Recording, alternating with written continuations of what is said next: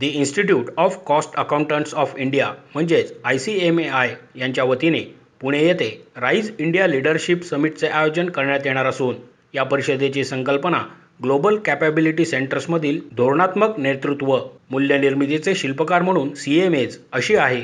या परिषदेच्या माध्यमातून GCCची बदलती भूमिका आणि कॉस्ट आणि मॅनेजमेंट अकाउंटंट्स यांचे वाढते धोरणात्मक योगदान अधोरेखित करण्यात येणार आहे, अशी माहिती ICMAIचे करिअर काउन्सिलिंग अँड प्लेसमेंट कमिटीचे अध्यक्ष CMA विनय रंजन यांनी पुण्यातील पत्रकार परिषदेत दिली।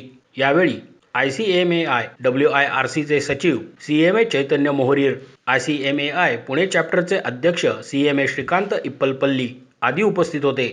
या प्रसंगी बोलताना CMA विनय रंजन म्हणाले, ICMAI कडून केवळ GCC साठी आयोजित करण्यात येणारी ही पहिलीच परिषद आहे।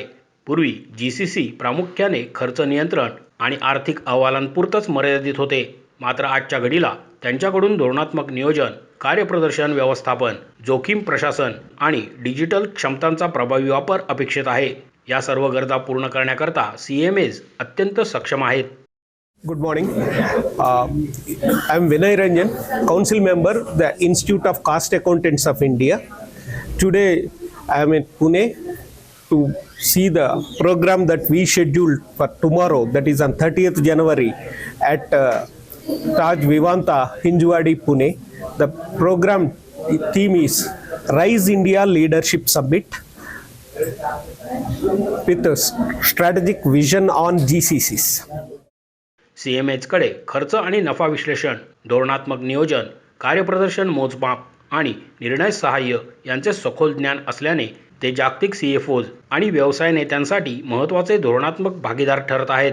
Margin optimisation, finance transformation, analytics, governance तसेच ESG संलग्न निर्णय प्रक्रिया यासारख्या क्षेत्रात CMAsची भूमिका अधिक ठळकपणे दिसून येत आहे। या समिटला विविध आघाडीच्या GCC कंपन्यांचे प्रतिनिधी, CFOs आणि HR प्रमुख उपस्थित राहणार असून उद्योग, संवाद आणि नेतृत्वात्मक चर्चेसाठी हे एक महत्त्वाचे व्यासपीठ ठरणार आहे, असेही यावेळी नमूद करण्यात आले।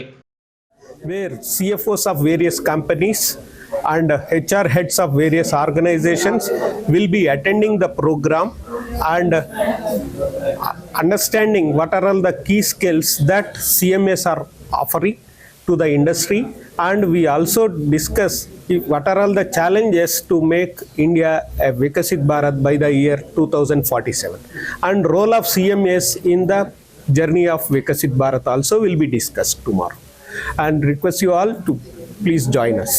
Thank you. नमस्कार, मी Chaitanya Mohrir, institute of cost accountants of India, West India regional काउन्सिलचा सेक्रेटरी आहे। उद्या institute of cost accountants of इंडियाने ग्लोबल कॅपेबिलिटी कॉन्क्लेव्ह असं एक समिट ऑर्गनाईज केलं आहे, ज्याच्यामध्ये GCC जे आहेत महाराष्ट्रामध्ये स्पेसिफिकली पुण्यात आणि मुंबईत जे ग्लोबल कॅपेबिलिटी सेंटर्स आहेत त्यांचे हेड, HR हेड आणि फायनान्स हेड किंवा त्यांचे सगळे हेड जे आहेत त्यांना आपण एकत्रित करतोय। त्याच्याशिवाय वेगवेगळ्या कंपन्यांचे डायरेक्टर फायनान्स, HR हेड्स यांचं पण आपण एकत्रीकरण करतोय।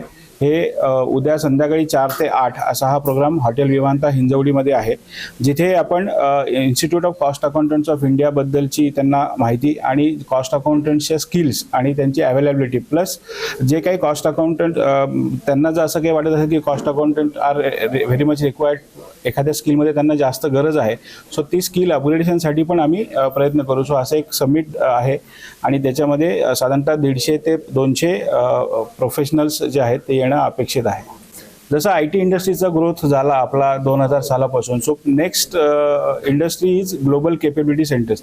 सो ग्लोबल कॅपेबिलिटी सेंटर्स जे आहेत हे R&D, फायनान्स किंवा अशा वेगवेगळ्या ह्याच्यामध्ये सेटअप होऊ शकतात आणि ज्याचा रोल आहे की सेंट्रलाइज प्रोसेसिंग सगळी जी भारतातून होणार आहे। सो वेगवेगळ्या कंपन्यांची आपण एका लेमन भाषेत म्हटलं तर बॅक ऑफिसेस किंवा सेंट्रलाइज शेअर्ड सर्व्हिसेस जे आहेत ते ऑपरेट होणार आहे। सो तिथे डेफिनेटली फायनान्स प्रोफेशनलची आणि कॉस्ट अकाउंटंटची ही गरज आहे, कारण की कॉस्ट अकाउंटंट हा फक्त लेजर्स किंवा डेबिट क्रेडिट एंट्री बघत नाही, तो प्रोडक्शनची पूर्ण प्रोसेस बघतो आणि वेगवेगळ्या विषयांमध्ये तो एक्सपर्ट असतो।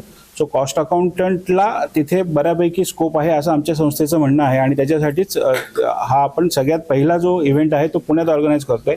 याच्यानंतर भारतामध्ये वेगवेगळ्या सिटीमध्ये, बेंगळुरू असेल, हैदराबाद असेल, दिल्ली असेल, इथे पण ग्लोबल कॅपेबिलिटी सेंटर्सचे समिट आपण ऑर्गनाईज करणार आहोत। मोशी न्यूज नेटवर्कसाठी मोहित शिंदे, पुणे।